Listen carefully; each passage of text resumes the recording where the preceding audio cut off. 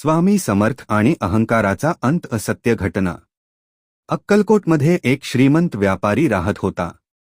धन, सत्ता आणि प्रतिष्ठा यांचा त्याला प्रचंड गर्व होता. तो म्हणायचा, देवधर्म ठीक आहे, पण माझं नशीब मी स्वतः घडवलं आहे. एक दिवस तो अक्कलकोटला आला. लोक स्वामी समर्थांच्या दर्शनाला जात होते.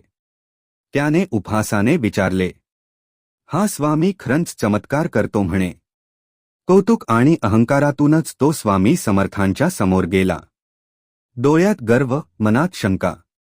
स्वामी समर्थ शांतपणे त्याच्याकडे पाहत होते आणि अचानक म्हणाले, अरे, तुझ्या घरात आज सायंकाळी काय होणार आहे ते तुला माहीत आहे का? व्यापारी हसला. माझ्या घरात? मला सगळं माहीत असतं. स्वामी समर्थ फक्त एवढेच म्हणाले, जा. पण संध्याकाळपर्यंत गर्व शिल्लक राहिला तर समज तू काहीच शिकलास नाहीस. व्यापारी निघून गेला. संध्याकाळी घडलेली धक्कादायक घटना. संध्याकाळी त्याच्या दुकानात अचानक आग लागली. हजारो रुपयांचा माल जळून खाक झाला. घरात बातमी पोहोचली. व्यापारी हादरून गेला. डोळ्यासमोर स्वामी समर्थांचे शब्द आठवले. तो धावत पळत पुन्हा स्वामी समर्थांकडे आला. यावेळी गर्व नाही, फक्त अश्रू.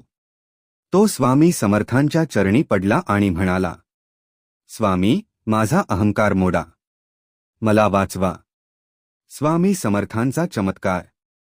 स्वामी समर्थांनी त्याच्या डोक्यावर हात ठेवला आणि म्हणाले, आग दुकानात लागली, पण तुझ्या नशिबाला नाही. अजूनही सगळं वाचू शकतं. दुसऱ्या दिवशी कळलं, आग फक्त वरच्या थरालाच लागली होती. खालील सर्व मौल्यवान माल सुरक्षित होता. व्यापाऱ्याचं आयुष्य बदललं. तो म्हणू लागला, स्वामी समर्थ म्हणजे देव नाहीत, ते अहंकाराचा नाश करणारे गुरु आहेत.